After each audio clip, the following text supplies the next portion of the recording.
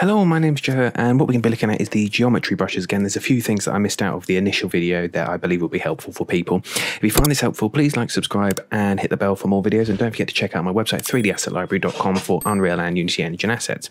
So what we'll do is, in previous video, if you haven't looked at that, I'd suggest looking at that first because it shows you how to pull in geometry brushes and little simple things in there. Is we'll add our, go to geometry, add our geometry box. So this is going to give you just your box standard box. So we'll click on this little tab here. This is, I believe I'm in 422.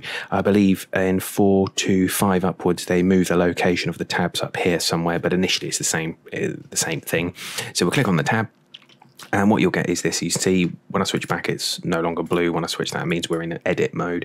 Now, initially, you may get an issue where up here, if you notice, like extrude isn't highlighted. We obviously want that to highlighted so we can access that. And the reason that being, if you look here, this is almost a little bit transparent. If we hit T on the keyboard, if we click off, hit T on the keyboard, and now you can see here that the objects are more solid when we hit T, and you can also see the extrude button has been highlighted. So what we can do now is we can select our face here, and this is essentially sort of a principle in actual 3D modeling like Blender. So if you've used things like Blender and that, you'll get an idea of, you can pull vertices around, things like that. So what we can do is we can select a face here and press extrude, and then what that's going to allow us to do is pull out, and you can see here now we've got essentially two, it's the same square, but we've now got a division down it. So as we pull it out, we can then create these things here. As you can see here, we're going up and creating all sorts of things. So you could create your own little layout of things if you wanted to.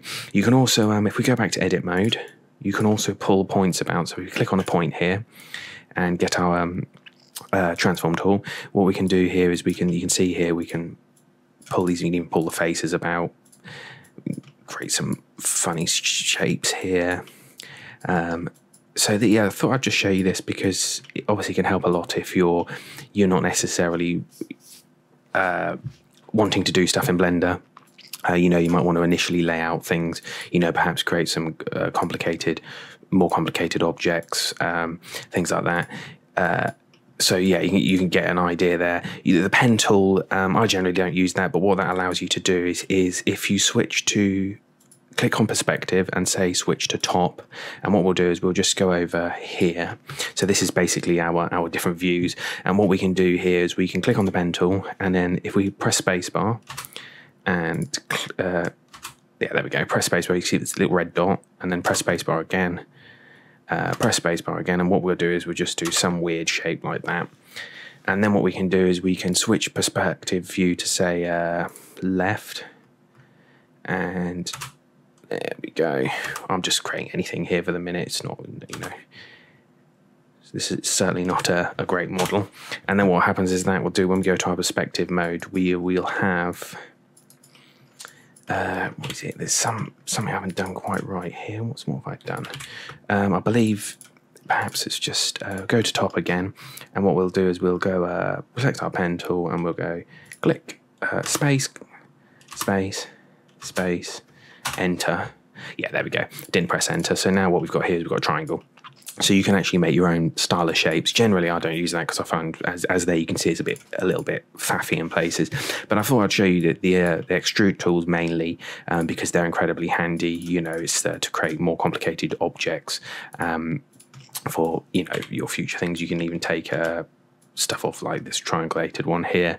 Then we can switch back to edit mode and then move them up. So you can pull on faces as well. So that gives you a rough idea of how to use the slightly more advanced stuff in here. You can triangulate meshes and things like that. As you can see there, when this is a quad at the moment because the quad's got 4 points, so we can hit triangulate, and now it's made it into a triangle. So then if you wanted to, you could go back to extrude off the triangles if I drag that correctly. So yeah, that gives you a little rundown of the more advanced stuff in the geometry brushes. If that helps, great. Cheers.